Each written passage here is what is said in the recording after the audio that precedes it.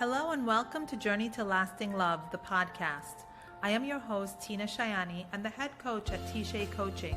If you are looking to attract a loving partner to build a relationship with that gets better with time, if you are looking to deepen your current relationship, or you just want to live a happier life, you are in the right place. Every week we will discuss a new topic that will bring you understanding, clarity, and the tools to become the best version of yourself, the happiest version of yourself. Good morning, everyone, and welcome to Journey to Lasting Love. I am Tina Shayani, the head coach at T-Shay Coaching, where we help people attract and build lasting, loving relationships. I do this show every Wednesday at 11 o'clock Eastern Time, where we talk about different topics on relationships, life, and really just how to live a better life. If you know someone that will benefit from this content, please invite them to join the group, invite them to join the Instagram page. If there are certain topics that you would like to see us discuss here, please let me know. I always encourage you to interact with me both live and after the show. This week's a little bit different than usual because this week is a topic that is extremely personal and near and dear to my heart. And in a lot of ways, it's difficult for me to speak of it and even to just say the words. This past week, my family and I experienced a very big loss to our family. I lost my aunt, Nahid Khanum, as we call her in Farsi. We never let go of the respect that was between us because she deserved that respect. And not only was she my aunt and one of the greatest influences of my life, but she was the most incredible teacher of life. She was a person that embodied the people that we want to be. She lived life the way that I want to teach others and I aspire to live myself. She was a beacon of positivity, even in the most difficult circumstances where it was very difficult to see the light. She was a person that always found the bright spot, that always found the goodness in even the most difficult circumstances. And what was the most amazing thing about her is that she never told you, you know what, you're being negative.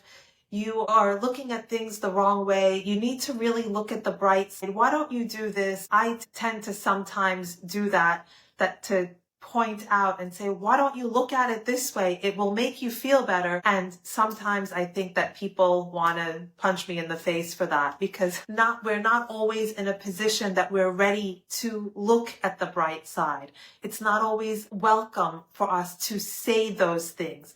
But the way that my aunt did it, my Aunt Nahid, she never told anyone to look on the bright side. She never said those words. She was always kind and compassionate and listened to you and your story of woe. And if you were unwell or if you were unhappy, she always listened with kindness. But then she showed you how to live in a positive way.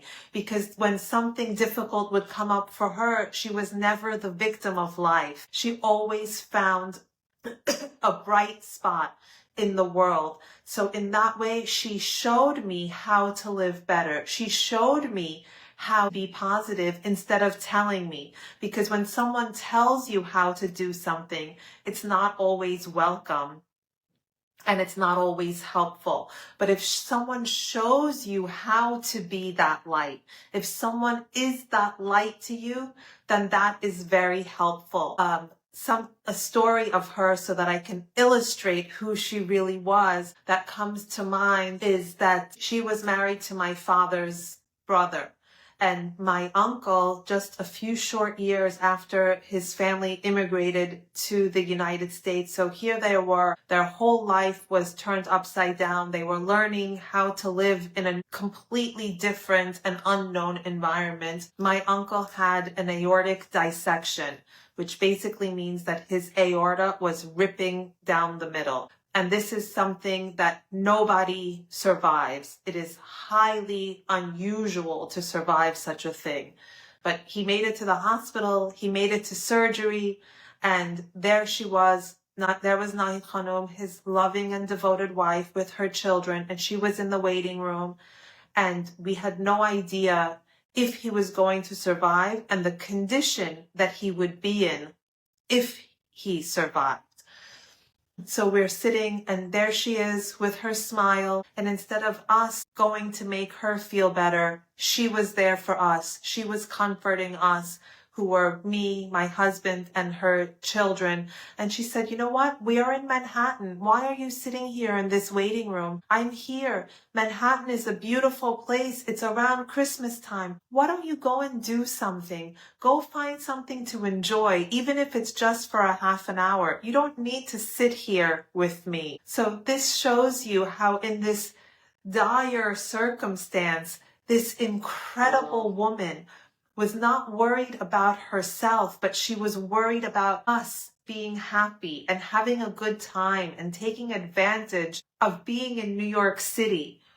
Who does that? Nobody else that I know. She was one of a kind. But what if we could offer that compassion and that love and that sense of making something even out of the worst circumstance? What if we could bring that to our lives? How different would our lives be if we could do things the way that she did them? So fast forward 20 some years from that moment, 23 years, I want to say. Last year in February, mid-February, things were okay. She had she was always learning and growing and making herself better. And in February, she knew something felt off, and she was diagnosed with pancreatic cancer in February. And it began to move very, very quickly. And we didn't really expect her to make it from mid-February until March. The situation was bad, and we thought that she has only days to live. But we went to visit her, and instead of being sad for her own situation, she was like telling her daughter, go bring some tea, do this, take care of them. I'm sorry, I have my feet up. Can you imagine? There she is in this dire circumstance, and she feels bad that she has her feet up when she has people visiting her. But she was able to go for treatment, and I want to say just through sheer strength of will, she willed herself to be better. And she survived the cancer from February until this past week. So that's a period of 10 months. So how would a normal, average person look at this period of 10 months? They would say, oh, she didn't even get a year. She didn't even get a year. And look, all the chemotherapy, all the suffering, all the fear. It was a death sentence. Who could live with a death sentence? But this isn't the way that she framed it. And her children, her 3 incredible children, and her grandchildren, who are her legacy, will continue to shine her light for the rest of us. So how did she frame it? She framed these past 10 months as a miracle. This was the miracle of her life. This 10 months was a gift, and she didn't waste this gift feeling like a victim, wallowing in self-pity, that why did this cancer have to come to me? Why me? Why this? No, she used this time to live. She did all that she had the strength to do. You would never know that she was sick. She held herself up. She was a true warrior. I don't know why there are fireworks. I don't know how that happened or who did that. She was a true inspiration and a warrior. She held herself up. She went to Florida. She went on another trip with her whole family and the grandchildren. A week before her passing, her granddaughter called her, and she was not feeling well. The treatment was not doing its job the way that it was, and said, Grandma, I want to go to the movies. Will you go with me? And she said, of course. How could I ever say no to you? She put herself in her weakened condition in the car, picked up her granddaughter, drove to the movies, watched the movie, dropped her off at home, and came home. What if we can live like her? What if we can be like her a little bit and look at the difficulties of life as a gift instead of a burden? These 10 months could have been a horrible burden of waiting for the inevitable for her and her family. But instead, she taught them and she taught all of us to look at this time as a gift from God. And then she went on her own terms. She never wanted to be sick. She never wanted to be dependent on the care of anyone else. And she was on her feet and she was strong until that very last moment. And I want to say that she picked the moment of her death. And a lot of sages and philosophers and all of those kind of people say that we have the ability to do that. And if anyone on earth was strong enough to do that, it was my Aunt Nahid. And I have a deep sense of her loss, and it hurts. But more than the pain of her loss, I feel the gratitude and the privilege of having been more than her niece. I feel like I was also her daughter. I'm so grateful that God gave me this person, this towering woman. She was, I want to say, not even 5 feet tall. But in her essence, she was a giant of strength, of resilience, and the strongest, most positive person I have ever had the privilege of knowing in my life. And if I can share just a little bit of her with you here today, and in my own life, if I can look at my own life the way that she would, if I can find inspiration, then I did not waste the gift of being her niece. And I look and I say, well, if I am sad and upset and depressed because of Nahid Khanum, she would be so upset with me. I cannot do that to her. I cannot be sad on her account because that would really, really upset her. So as much as I miss her and I love her, and really I just wish that we had more time. I wish that we had more time to do things and to experience life together and to be in her presence, because you could never feel bad when she was around. Her smile was infectious, even in the most difficult times, even when life threw her the most difficult challenges. I don't want to sit here and tell you, oh, she was so positive and her life was rainbows and sunshine. It was rainbows and sunshine because she made it that way. But life threw her curveball one after another. She did not have what anyone would consider an easy life, but what she did have was a beautiful life, and that was because of her and the attitude and the sunshine and the light that she brought to even the most difficult of circumstances. And there is not a person on earth, there is not a single one of us that doesn't run into difficulties in life. We all have these things. Life is not easy for anyone. And if there is someone you think that has an easy life, that has a charmed life, I'm sorry to tell you, you are mistaken. You just don't know them well enough. Of course, there are gradients, there are tragedies, there are all kinds of different things, but there is no one here on earth that has a perfect life.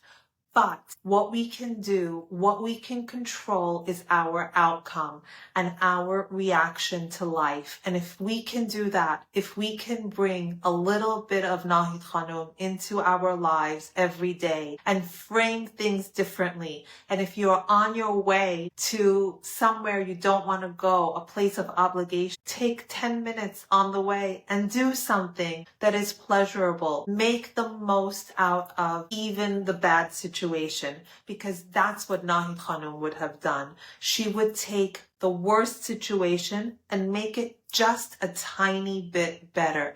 And a tiny bit goes a long way to make a difference in this world. A little bit causes a ripple effect, and a little goodness here can translate to a lot of goodness somewhere else. So I want to conclude this week by saying, Nahid Khanum, I feel like the internet can speak to the other side somehow. Thank you. Thank you. Thank you for being my aunt. Thank you for the privilege of allowing me to grow up in your presence. Thank you for your wisdom. Thank you for the love. And may we have just a drop of your strength to look at life the way that you did, and brave enough to be happy, because happiness in the face of adversity takes courage. It is easy to lay down and be the victim of life and say, woe is me. To be happy and joyful and hopeful in the face of adversity, that takes courage. That takes an extraordinary human being, which you were. And it is what I aspire to be. I aspire to be just a little bit like you. So please,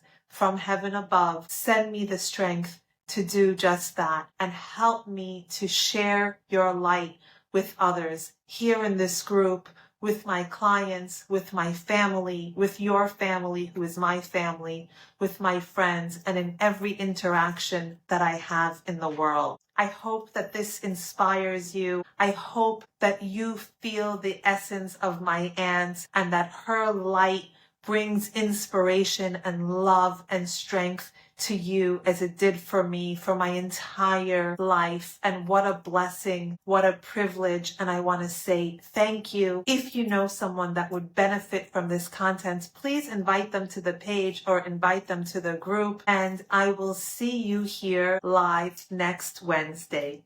Have a great day, guys. Thank you for joining today's episode of Journey to Lasting Love. If you felt a connection with what we shared here today, visit tshaycoaching.com for resources, blogs, and coaching options custom designed to take you from where you are to the place you dream of being. Join our Facebook group to connect with others or find inspiration on YouTube and Instagram. If you're ready for a personalized touch, you can book a call with me directly on the website to see what this is all about. Until next time, be kind to yourself and keep moving forward on your path to lasting love.